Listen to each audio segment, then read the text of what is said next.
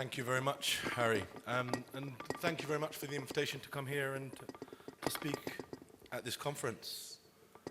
I do hope that what comes out of the conference is something meaningful, tangible, something that constitutes real change, as opposed to just a talking shop. I'm not sure whether I have much confidence in the market to regulate itself. I'm an activist, I'm a campaigner, I've worked across the globe on international campaigns, and very often out of these meetings, people gather for the sake of meeting, for the sake of repeating what was repeated the year before, and don't realize or recognize or acknowledge the challenges that are in front of them or the responsibilities that they have to the nation. Everything is comprised of energy. Sources of power are everywhere in nature. We simply need to learn how to use it correctly and responsibly.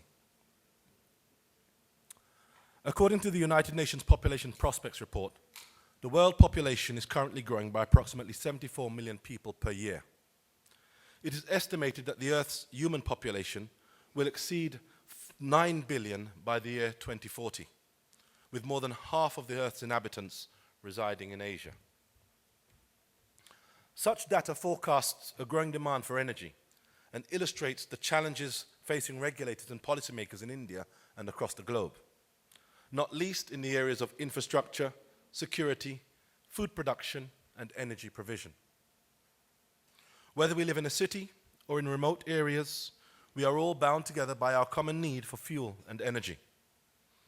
How to address this growing need in a manner that fulfills the objectives of investors, whilst at the same time delivering services and products that are affordable and meets the consumer's needs in an ethical manner, whilst respecting the limits of the Earth's capacity to withstand such exploitation, that is the challenge. Last week, I met with Sheikh Mohammed of the United Arab Emirates, who is noted for building majestic hotels and hospitals, and also for hosting the Abu Dhabi Grand Prix.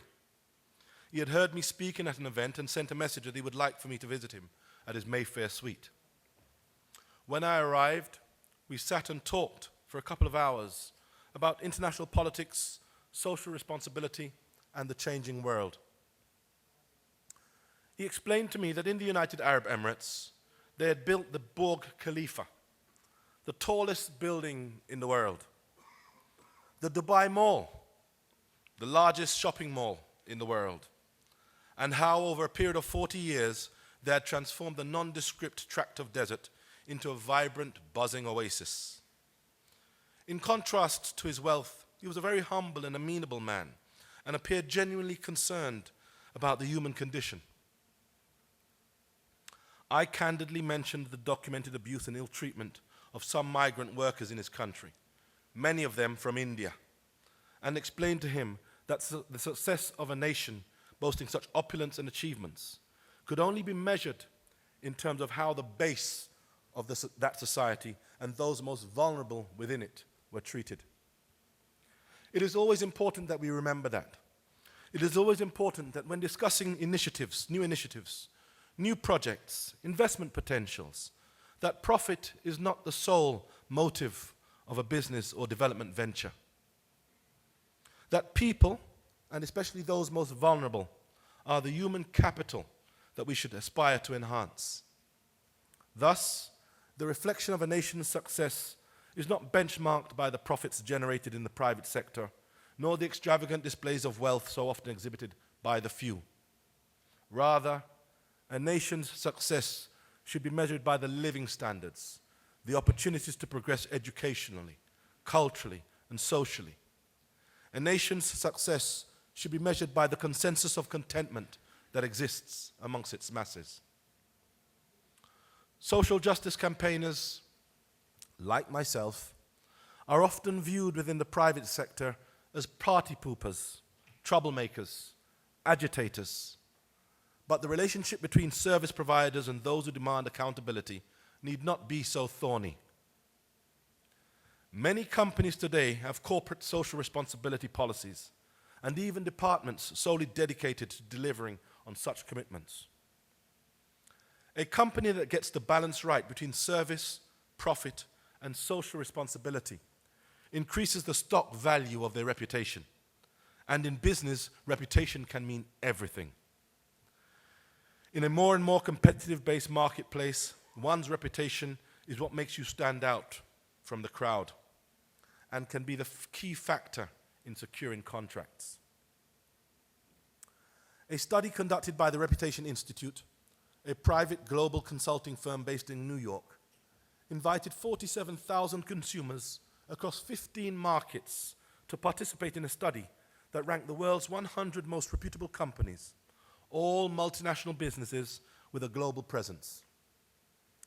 In addition to finding the companies with the best reputations, the study discovered that people's willingness to buy, recommend, work for, and invest in a company is driven 60% by their perceptions of that company, and only 40% by their perceptions of the product.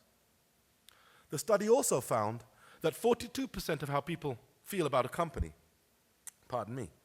is based on their perception of the firm's corporate responsibility practices. Therefore, if you value the reputation of your company, it is well worth investing in individuals or departments that will diligently review the progress and achievements in regards to your company's social responsibility objectives. When we refer to social responsibility, we are referring to the impact of your activities on the environment, working conditions, workers' salaries, investment in communities and areas of operation, responsible and ethical practices that enhance, nourish, and feed into the aspirations of populations without leaving toxic footprints that are detrimental to the indigenous way of life. It is not my intention to sound overly didactic, but all too often companies and big businesses neglect the impact that bad practice and environmental insensitivities can have in creating social, cultural, and psychological dysfunctions that echo through the generations. Civil and social unrest on an unprecedented scale have become common global features in the 21st century. Much of it inspired by groups or populations that for one reason or another feel politically, culturally, socially, or economically marginalized or disenfranchised.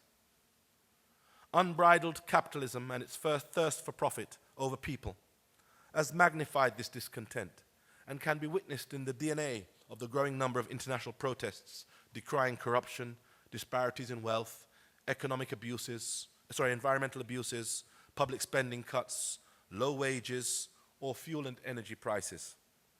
Thus, in order to mitigate the growing global discontent with the mercenary nature of capitalism, it is important that ethical policies and regulations are adopted by energy and power producers.